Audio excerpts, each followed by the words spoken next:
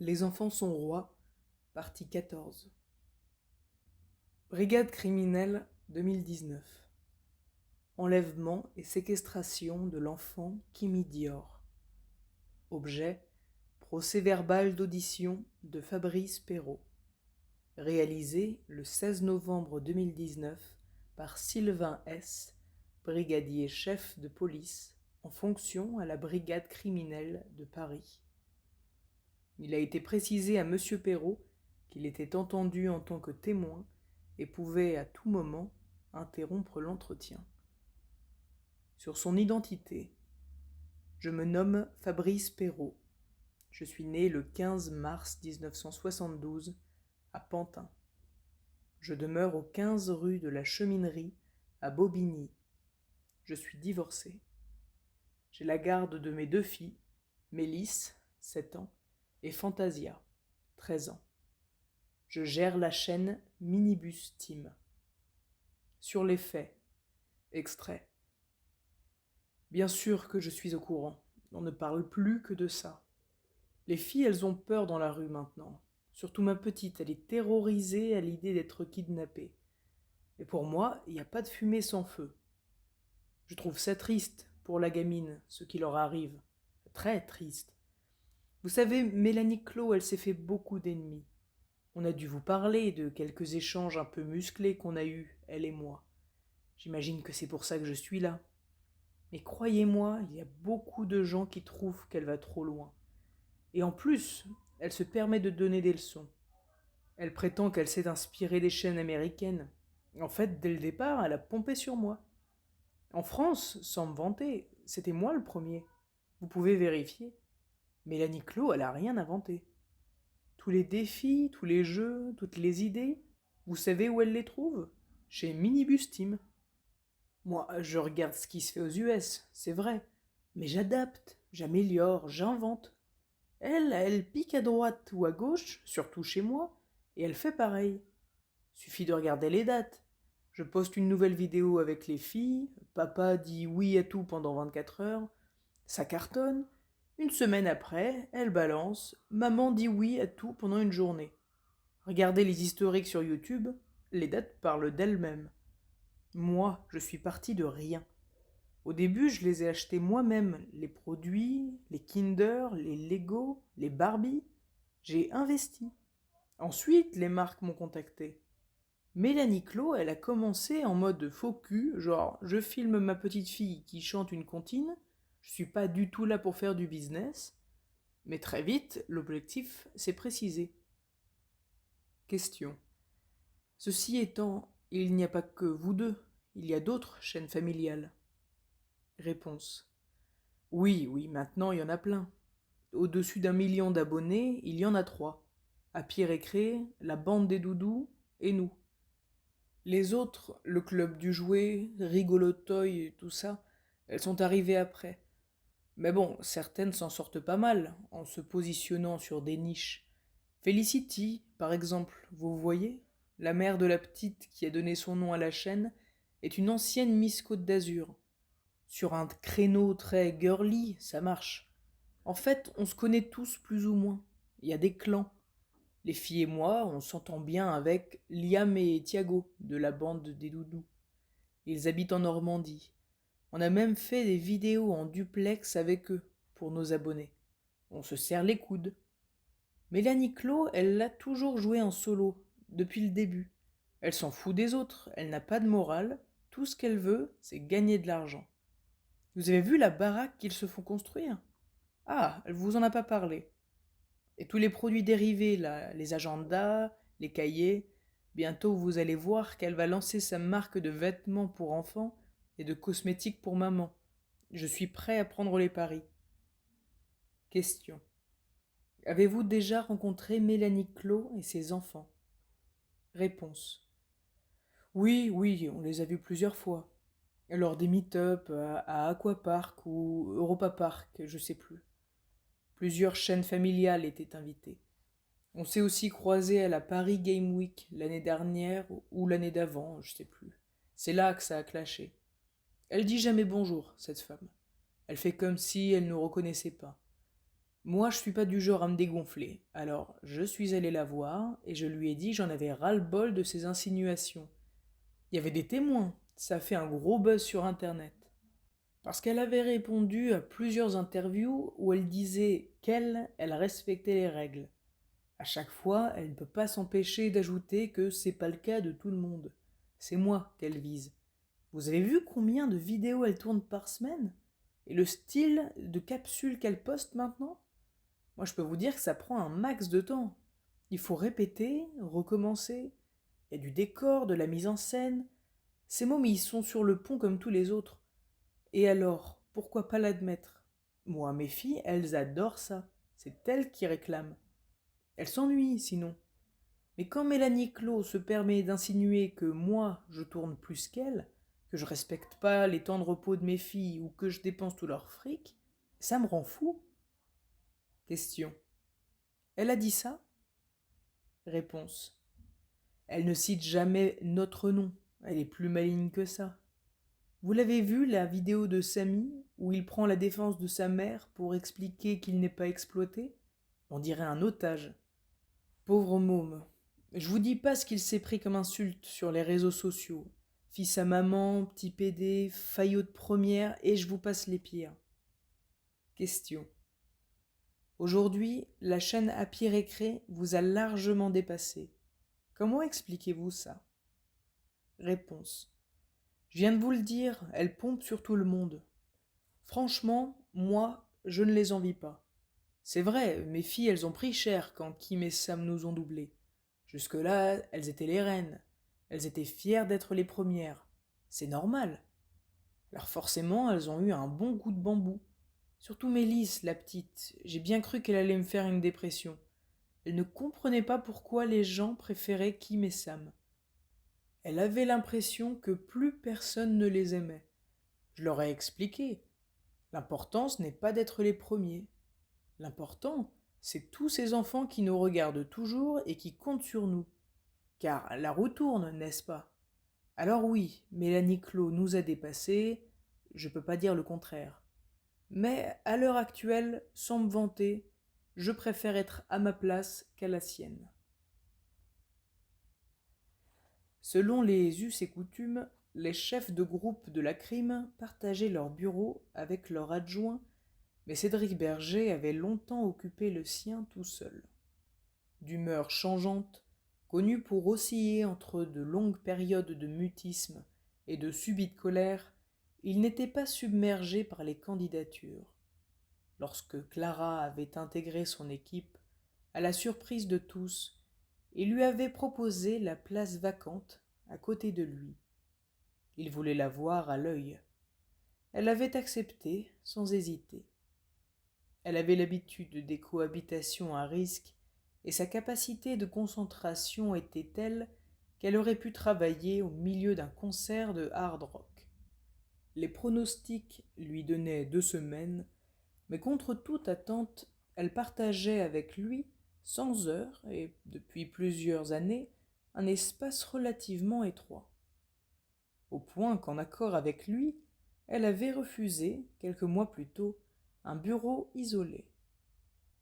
Assise face à l'ordinateur, Clara terminait la lecture des 2 procès-verbaux d'audition qu'elle avait trouvés au matin dans sa bannette lorsqu'elle reçut un appel du laboratoire. Elle écouta son interlocuteur pendant une quarantaine de secondes, puis raccrocha. Elle se tourna aussitôt vers Cédric pour lui transmettre les informations. L'ongle reçu par Mélanie Clos ne comportait aucune trace d'ADN. S'il y avait eu du sang, il avait été bien nettoyé. Cédric réfléchit un instant. Ce que je ne comprends pas, Clara, c'est que le mec ne s'est toujours pas manifesté depuis que la vidéo a été mise en ligne.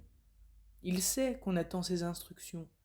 Soit il nous balade, soit il cherche le moyen le plus sûr de récupérer le fric qu'il va finir par demander. La photo de la petite a été diffusée dans tous les commissariats. Les lignes téléphoniques des 2 parents sont sur écoute et on a 3 équipes qui tournent en permanence dans le 10e arrondissement. Clara tenta une légère diversion. As-tu des nouvelles du groupe internet ? Rien de fou. Sur YouTube, tous les commentaires sont désactivés depuis 2019 sur les vidéos mettant en scène des enfants, à cause des contenus tendancieux, voire carrément pédophiles, qui s'y glissaient. Certains annonceurs menaçaient de retirer leur budget publicitaire. Sur Instagram, Mélanie Clos dit qu'elle passe un certain temps chaque jour à supprimer les commentaires négatifs, voire agressifs. Quant aux adresses IP, vu que les mômes regardent les vidéos en boucle, ce n'est pas évident de repérer un utilisateur suspect. Cela étant, ils ont réussi à faire le rapprochement avec le fichier et ont identifié 4 types déjà repérés ou interpellés pour téléchargement d'images pédopornographiques qui regardent régulièrement Happy Récré, avec une prédilection pour les vidéos estivales dans lesquelles les 2 enfants sont peu vêtus ou en maillot de bain. 2 d'entre eux étaient en région parisienne au moment des faits. Leur emploi du temps a été vérifié, ainsi que les traces laissées par leur téléphone portable le jour de l'enlèvement. A priori, les 2 sont hors de cause. De toute façon, depuis le début de cette enquête, aucune hypothèse ne semble pouvoir tenir plus de 3 heures. Et Grégoire Larondeau ? Larondeau et sa mère étaient bien chez eux le soir de l'enlèvement. Elle a passé un appel d'une demi-heure de son téléphone fixe et lui est revenu vers 18h30 de sa promenade hebdomadaire, toujours le même tour qui passe par l'avenue du Général Leclerc, l'avenue René Coty et la rue Bézout. Les voisins l'ont vu sortir et rentrer. J'attends les résultats de la vidéosurveillance, mais il y a de fortes chances pour qu'il n'ait pas dérogé au rituel. Il est déprimé, et sa vie est réglée comme du papier à musique. En outre, je ne vois pas bien ce qu'il aurait fait de la petite, vu qu'on n'a rien trouvé dans l'appartement et que rien ne justifie l'hypothèse d'un complice. C'est ce qu'on appelle un retour à la case départ. Le ravisseur va forcément se manifester de nouveau. Il entame la résistance psychique des parents, il nous teste, et ensuite il présentera la facture. Crois-tu qu'il va demander de l'argent ? Je l'espère, Clara. Sinon, c'est qu'il est vraiment tordu et ce ne serait pas une très bonne nouvelle. Et toi, t'en es où ? Je suis à jour. J'ai transmis les éléments que tu m'avais demandés à la juge dans l'affaire Claire. J'ai bouclé mes PV de jonction dans l'affaire Rocher. J'ai revu les dernières auditions dans l'affaire Dior. Elle hésita à aller plus loin, mais Cédric commençait lui aussi à bien la connaître. Qu'est-ce que tu veux ? Elle lui sourit avant de se lancer. Je souhaiterais voir toutes les stories, toutes celles que Mélanie Clos a diffusées ces derniers mois sur son compte Instagram et qui sont restées dans ses archives. J'aimerais les avoir sur mon ordinateur pour les regarder une par une, tranquillement. C'est pas très orthodoxe. Ce n'est qu'un petit programme et quelques données à recopier. On a des services qui font ça très bien. Elle attendit 2 ou 3 secondes avant d'ajouter « Je veux comprendre ». Mélanie Clos commençait chaque story par une prise de parole face caméra. Récemment, elle avait de nouveau changé de coiffure, une coupe plus dégradée qui mettait en valeur ses boucles, et de style vestimentaire. Sa prédilection pour les fleurs semblait s'être affirmée à mesure que ses finances et ses sponsors lui avaient permis la multiplication des tenues. Au fil du temps, Mélanie Clos était devenue Mélanie Dream. À la fois glamour, féerique et domestique, son image mêlait les codes avec habileté. Mais Mélanie Dream restait avant tout la mère de Kim et Sam, une maman fée qui orchestrait leur bonheur. Du matin au soir, dans un va-et-vient permanent entre elle et ses enfants, les rendant ainsi indissociables d'elle-même et réciproquement, elle racontait leur journée et produisait ainsi une sorte de télé-réalité familiale autogérée aux sponsors plus ou moins bien dissimulés. Il s'agissait avant tout de donner à chaque abonné le sentiment d'appartenir au clan. Clara avait commencé par regarder les plus anciennes stories, les archives lui permettaient de remonter jusqu'à 2016, puis elle avait avancé jusqu'à l'hiver précédent, période à partir de laquelle elle avait laissé le programme dérouler les images dans leur ordre chronologique. Les journées s'enchaînaient, et dans une immuable répétition, chacune commençait et se terminait par les mêmes mots. « Bonjour mes chéris, j'espère que vous allez tous très bien. » Voilà, mes chéris, je vous souhaite une très bonne nuit et vous envoie plein de bisous d'étoiles. Peu à peu, Clara s'était laissée happer. De confidence en confidence, modulable à l'excès, la voix de Mélanie Clos provoquait chez elle une forme d'envoûtement. Elle en était consciente, entre fascination et répulsion. Le potentiel addictif de ces images était indéniable. Au bout d'une heure, elle mit l'ordinateur en pause. Elle avait besoin de prendre du recul. Au cours des derniers mois, Mélanie avait augmenté la cadence. La captation du quotidien commençait dès le réveil, et les occasions étaient de plus en plus nombreuses. La moindre activité, le plus petit événement, le plus banal déplacement, faisait l'objet d'une story. Dans leur lit, dans leur chambre, dans la cuisine, dans le salon, au retour de l'école, devant la télévision, penchés sur leurs devoirs ou sur leur tablette, dans la rue, dans les supermarchés, en voiture, en forêt, à la piscine, Kim et Sam étaient filmés par leur mère. Elles surgissaient, sans prévenir, portable à la main, et commentaient les images. Aucun moment, aucun endroit, à l'exception des toilettes et de la douche, n'échappait à l'œil de la caméra. Les cahiers d'école, les bulletins scolaires, les dessins, les lits d'effets, tout était filmé. Et lorsqu'elle ne pouvait pas montrer, Mélanie racontait. Telle une envoyée spéciale au sein de sa propre maison, elle rendait compte de tout. Si par malheur elle avait été souffrante ou fatiguée, ou si, pour une toute autre raison, elle avait passé quelques heures sans se manifester, elle s'en excusait auprès de ses abonnés. Comme pour les vidéos de YouTube, on pouvait se contenter de voir ces images de loin, et alors sans doute paraissaient-elles inoffensives, ou bien décider de les voir de près. Indéniablement, le malaise venait de la répétition. Dans cette succession d'images, une chose apparaissait de manière claire. Ces dernières semaines, l'attitude de Kimi s'était modifiée. Parfois, il ne s'agissait que d'un détail, une expression sur le visage de l'enfant, un mouvement de recul, un geste interrompu pour tenter d'esquiver la caméra, mais à d'autres moments, le mal-être de la petite fille était flagrant. À plusieurs reprises, elle avait eu envie de la prendre dans ses bras, de l'extraire de l'image, de la sortir de là. De plus en plus souvent, alors que Samy tentait de faire bonne figure, sourire réflexe, pouce levé en signe d'assentiment, Kimi se protégeait avec sa capuche ou tournait le dos. Elle semblait chercher à disparaître. Face à ces images, Clara avait eu envie de dire « couper » et d'éteindre tout. Elle remit le programme en marche et la voix de Mélanie envahit de nouveau la pièce. À l'écran, Clara observait la petite fille, ne la quittait pas des yeux. Dans une story datée de la fin de l'été, filmée chez l'opticien Optique Future, Mélanie faisait voter ses abonnés pour choisir les lunettes de Samy.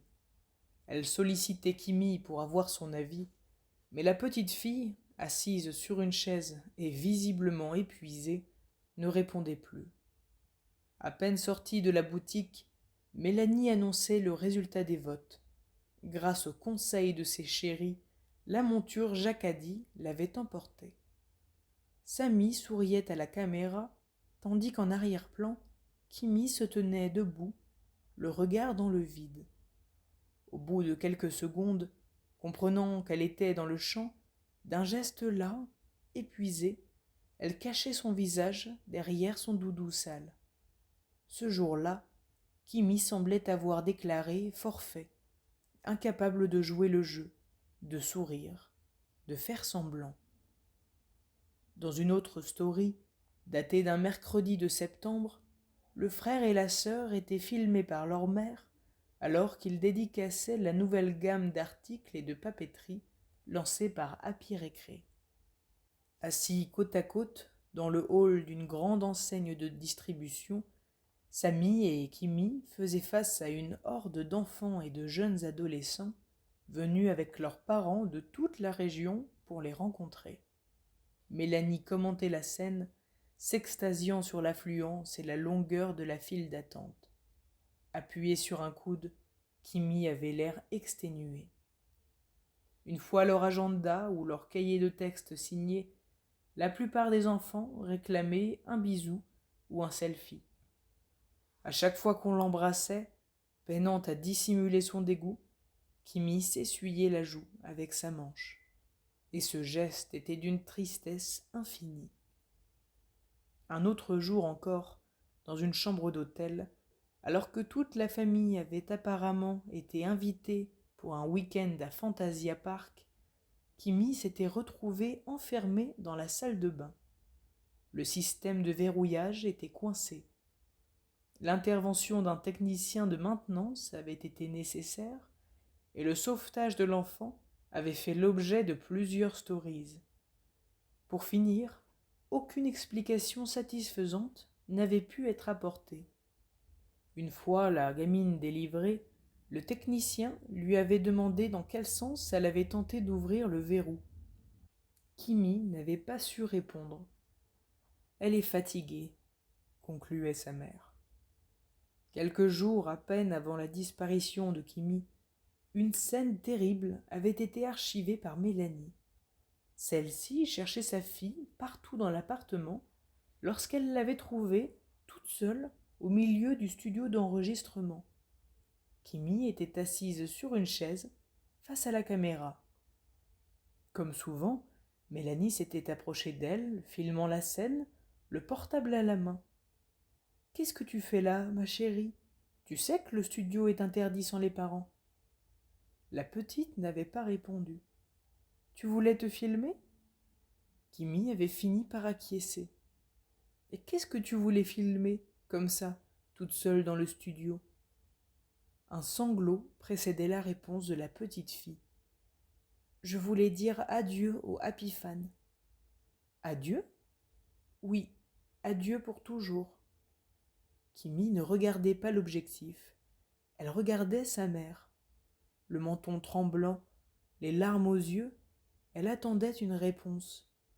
Alors Mélanie avait retourné la caméra vers elle-même et s'était adressée à ses abonnés. « Eh bien, vous voyez, on l'a échappé belle. Kimi voulait faire ses adieux au music-hall. » Puis, dans un clin d'œil complice à la caméra, toujours sans regarder sa fille, elle avait ajouté : « Mais tu es trop jeune pour dire adieu, ma chérie. Tu imagines tous les happy fans qui t'aiment et qui seraient si malheureux ?»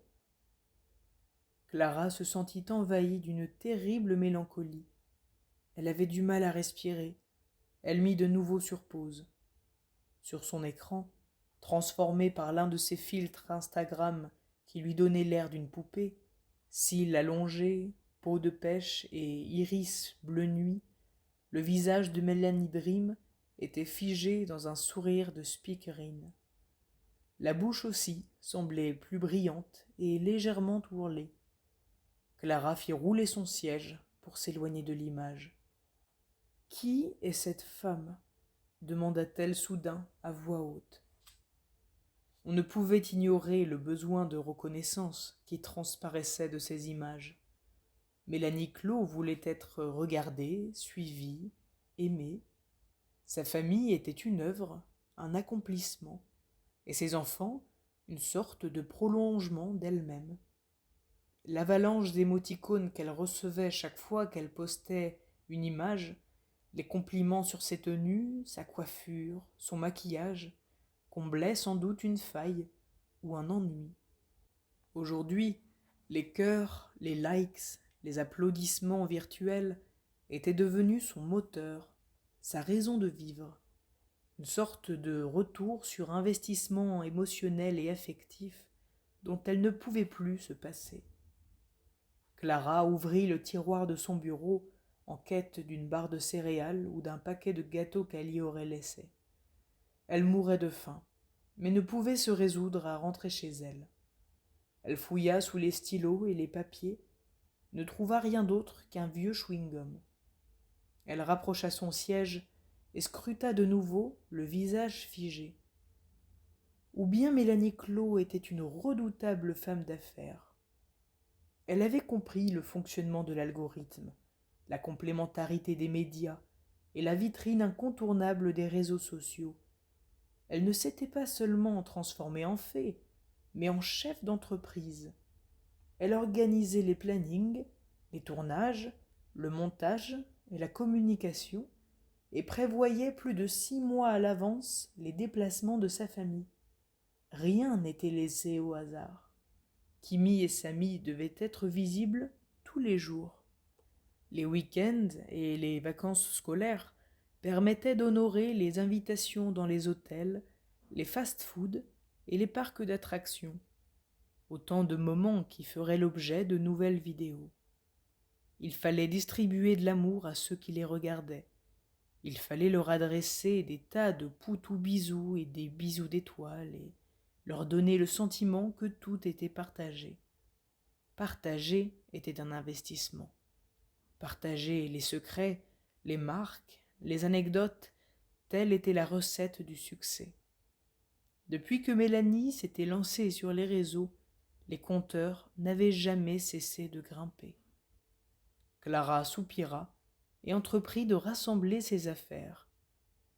Et si elle faisait fausse route? Elle se demandait qui était Mélanie Clos, mais cette question n'avait pas de sens. Mélanie Clos n'était pas une exception. Mélanie Clos était comme les autres. Elle était comme Fabrice Perrault, comme les parents de la bande des Doudous, comme la mère de Felicity, comme ces dizaines d'adultes qui avaient créé des chaînes au nom de leurs enfants et pour lesquels la question de l'exposition ou de la surexposition n'en était pas une. Et ils n'étaient pas les seuls.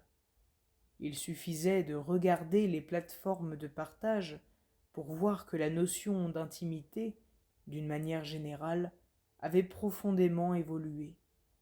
Les frontières entre le dedans et le dehors avaient disparu depuis longtemps. Cette mise en scène de soi, de sa famille, de son quotidien, la quête du like, Mélanie ne les avait pas inventées. Elles étaient aujourd'hui une manière de vivre, d'être au monde. Un tiers des enfants qui naissaient avaient déjà une existence numérique. En Angleterre, des parents avaient partagé avec leurs abonnés l'enterrement de leur fils, mort quelques jours plus tôt. Aux États-Unis, une jeune fille avait tué son petit ami accidentellement en tournant une vidéo à sensation, destinée à devenir virale. Et aux 4 coins du monde, des centaines de familles partageaient leur vie quotidienne avec des millions d'abonnés. Une troisième hypothèse effleura Clara. Cette femme n'était ni une victime, ni un bourreau. Elle appartenait à son époque. Une époque où il était normal d'être filmé avant même d'être né. Combien d'échographies étaient publiées chaque semaine sur Instagram ou Facebook? Combien de photos d'enfants, de familles, de selfies? Et si la vie privée n'était plus qu'un concept dépassé, périmé ou pire, une illusion? Clara était bien placée pour le savoir. Nul besoin de se montrer pour être vu, suivi, identifié, répertorié, archivé. La vidéosurveillance, la traçabilité des communications, des déplacements, des paiements, cette multitude d'empreintes numériques laissées partout avait modifié notre rapport à l'image, à l'intime. À quoi bon se cacher puisque nous sommes si visibles, semblaient dire tous ces gens. Et peut-être avaient-ils raison. Aujourd'hui, n'importe qui pouvait ouvrir un compte sur YouTube ou Instagram et tenter de conquérir un public, une audience. N'importe qui pouvait se mettre en scène et multiplier les contenus pour satisfaire ses abonnés, ses amis virtuels ou quelques voyeurs passés par là. Aujourd'hui, n'importe qui pouvait imaginer que sa vie était digne de l'intérêt des autres et en récolter la preuve. N'importe qui pouvait se considérer et se comporter comme une personnalité, un people. Au fond, YouTube et Instagram avaient réalisé le rêve de tout adolescent. Être aimé, être suivi, avoir des fans. Et il n'était jamais trop tard pour en profiter.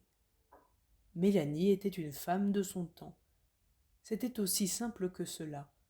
Pour exister, il fallait cumuler les vues, les likes et les stories. Clara se sentait parfois si triste et si décalée. Ce n'était pas nouveau. Cependant, cette sensation s'était accrue au cours des dernières années, et bien que dénuée d'amertume, était devenue douloureuse. Elle avait raté une marche, un épisode, une étape. Elle, à qui on avait offert 1984 et Fahrenheit 451 le jour de ses 14 ans, elle qui avait grandi au milieu d'adultes, toujours promptes à contester les dérives de leurs époques, qu'auraient pensé Réjeanne et Philippe de celle dans laquelle elle vivait.